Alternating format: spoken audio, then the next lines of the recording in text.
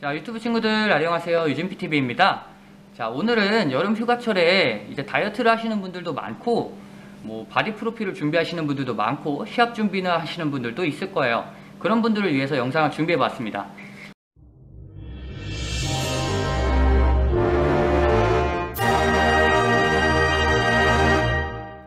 자, 그렇게 디데이를 받아놓고 몸을 만드시는 분들이 많이 하시는 질문이 있어요. 수분 조절이나 염분 조절 혹은 밴딩 로딩에 관한 질문인데요. 이러한 방법은 마라토너들이 대전주에 사용하던 카보 로딩이라는 방법과 유사합니다. 통상적으로 카보 로딩은 대전주의 운동과 식단 조절로 밴딩이라는 과정 후에 오버로딩이라는 결과를 만들어내는 것입니다. 쉽게 말하면 탄수화물 부족 상태, 즉 체내의 글루코겐을 최대한 소진해서 몸의 에너지를 고갈 상태로 만든 다음에 다시 탄수화물을 보충해주면서 더 많은 양의 글루코겐을 체내에 저장하는 일종의 스킬입니다. 마라토너들은 이제 장시간 달리기를 해야 되기 때문에 에너지를 저장하는 방법으로 사용을 하는 거고요. 저희 같은 경우 디데이에 더 강도 있는 몸매를 보여주기 위해 이런 방법을 사용하곤 합니다. 그리고 또 염분하고 수분을 이제 조절을 하는 이유는 체내의 수분 보유량을 조절해서 피하의 수분을 최대한 제거해서 스킨이 얇아 보이게 만들어 드라이한 몸 상태, 그런 상태를 만들어주는 방법이라고 보시면 되겠습니다. 보통 디데이 전주에 물 섭취량을 늘렸다가 서서히 줄이면서 단수에 들어가시는 걸로 알고 계신 분들이 많습니다. 하지만 이런 방법들은 잘못 사용하게 되면 오히려 독이 될 수 있습니다. 일단 본인이 남성이라면 최소한 체지방률을 가능한 5% 내외의 몸을 만들어야 합니다. 다이어트 강도가 높은 상태일수록 실패 확률이 줄어들기 때문이죠. 만약 자신이 다이어트가 완료된 상태가 아니라면 밴딩 로딩 과정을 할 필요 없이 끝까지 다이어트를 밀고 가는 것이 결과적으로 더 낫습니다.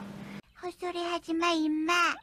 그리고 특히 수분과 염분까지 조절을 하는 것은 일반적인 경우 거의 필요하지 않습니다. 일정 체중을 맞춰야 하는 체급 선수가 아닌 이상 몸을 망치는 부작용들만 남기게 될 수 있습니다. 또한 처음 시도를 하신다면 로딩 밴딩에 대한 데이터가 부족한 상황에서 몸에 실험을 하게 되는 경우라고 볼 수 있는데요. 이러한 상황은 대부분 만족스러운 결과를 얻기가 힘듭니다. 사실 수분 조절이나 로딩 밴딩은 아주 고급자를 위한 팁이며 일반적인 중급자 이하의 수준에서는 성공을 하더라도 그 효과가 미비하다고 볼 수 있습니다. 이건 너무한 거 아니냐고. 자, 그리고 로딩 밴딩은 모험입니다. 근육의 손실과 퍼포먼스에 하락이 올 수 있으며 그에 따른 대처 방안을 마련해 두는 것이 좋습니다. 자, 만약에 로딩 밴딩을 하신다면 1번 디데이 일주일 전에 2-3일간 저탄수 식사와 고강도 훈련으로 근육의 글리코겐 농도를 저하시킵니다. 자, 그리고 2번 밴딩 이후에 운동 강도를 서서히 줄이면서 2-3일간 다시 하루에 탄수화물을 400에서 600g 섭취하여 로딩 상태로 만들어주는 것이죠. 자, 이때 주의할 사항으로는 순수 탄수화물이 높은 음식을 선택하시기 바랍니다. 지방이 많이 포함되어 있는 피자나 도넛 등으로 로딩을 하는 것은 위험한 행동입니다.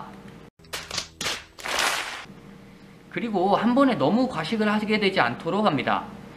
이게 필요한 이상의 탄수화물 섭취를 하면 몸이 덮이게 만들면서 만족스러운 몸 상태를 만들 수가 없습니다.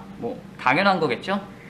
자, 그리고 한 가지 더 말씀을 드리자면 가능한 평상시에 하던 운동으로 진행을 하시기 바랍니다.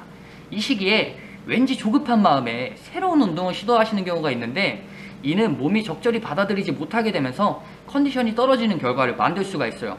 갑자기 계획에 없던 야외 러닝을 2-3시간 한다거나 아니면 갑자기 등산을 한다거나 이런 경우 원하는 컨디션을 오히려 떨어뜨리게 되는 결과가 생길 수 있습니다. 자, 그리고 제가 앞에서 수분 조절에 대해서 좀 비관적으로 말씀을 드렸었는데요. 근육의 70%는 물로 이루어져 있습니다.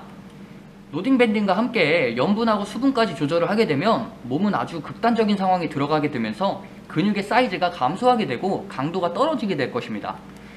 제가 수분 조절에 대해서 비판적으로 말씀을 드리는 이유가 바로 이런 이유죠. 이렇게 되면 근육은 사실 더 작아 보이고 선명도가 떨어지면서 심지어 펌핑이 잘 되지 않을 수도 있습니다. 물은 항상 필요한 만큼 섭취를 해주시기 바랍니다. 몸이 머금을 수 없을 만큼의 초과한 만큼의 잉여 수분, 그것은 모두 사실 밖으로 배출되게 되어 있는 것이죠. 특히 탄수화물 로딩 기간에 염분과 수분을 극도로 제한하는 실수를 하지 마시기 바랍니다. 만약 너무 많은 수분과 나트륨 섭취로 피하에 수분이 찬 상태 같다 라고 느껴지신다면 D-Day 전날 간단한 사우나나 반신욕으로도 미세한 조정을 해주어도 충분히 효과를 보실 수가 있습니다. 또한 가장 중요한 것은 다시 말씀드리지만 그동안의 운동 강도와 다이어트 상태입니다. 일주일 안에 마법 같은 변화를 만들려는 욕심을 버리셔야 합니다. 일단 마지막으로 또 제가 말씀을 한 가지 드리자면 제가 알려드리는 방법이 꼭 무조건 정답이라는 말은 아닙니다. 이러한 요법은 개개인의 신체적 반응과 체질에 따라 방법에서도 큰 차이가 나게 됩니다. 충분한 예행 연습으로 본인의 신체 반응에 따른 피드백을 해보시고 시도하시길 권장합니다. 자, 이상으로 유진PTV였습니다. 감사합니다.